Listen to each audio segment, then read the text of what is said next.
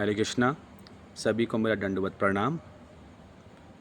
आज मैं एक विचार आप सबके सामने रखना चाहूँगा कि जब हम इस धरती पर जन्म लेकर आते हैं तो ईश्वर हमें सारे रिश्ते नातों में बांध कर भेजता है। वो ही हमारे सारे रिश्ते नाते चुनता है।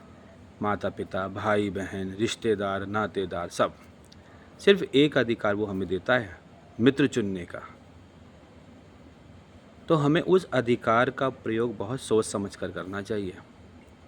हमें ऐसे मित्र का चुनाव करना चाहिए जो जीवन भर हमारा साथ दे, हमें सही रास्ते पर चलाए, गलत रास्ते पर लेके ना जाए। और हमें भी ये अधिकार होना चाहिए कि यदि हम देख रहे हैं कि हमारा मित्र गलत रास्ते पर चल रहा है तो हमें भी उसको सही रास्ते पर लाना चाहिए।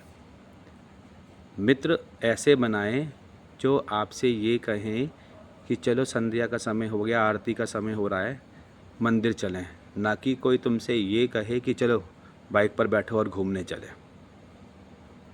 एक छोटी सी कहानी सुनाऊंगा आपको इसके विषय के ऊपर कि दो मित्र थे, दोनों जंगल के रास्ते से कहीं जा रहे थे। एकदम से वहाँ एक भालू आ जाता है। तो एक मित्र पेड़ पर चढ़ जाता है और दूसरा मित्र औंधे मुँह लेट जाता है। अच्छा, औंधे मुँह क्यों लेटता है?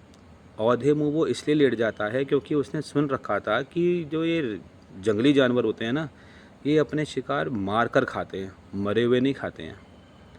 तो वो औंधे मुँह सांस रोककर लेट जाता है। रीछ आता है, उसको चारों तरफ उसके घूमता है, उसको सूंघता है और आगे बढ़ जाता है। जब वो बहुत दूर चला जाता है तो जो पेड़ पर चढ़ गया था ना दोस्त, वो नीचे उतरता है और अपने दोस्त के पास आता है और बड़े आश्चर्यजनक व्यवहार से पूछता है कि भालू तेरे कान में बार बार घूम घूम के क्या कह रहा था? तो वो मित्र जो नीचे था, जिसके चारों तरफ भालू घूमा, वो इतनी अच्छी बात बताता है, ध्यान से सुनिएगा। उसकी एक ही वाक्य में इतनी शिक्षा दी उसने।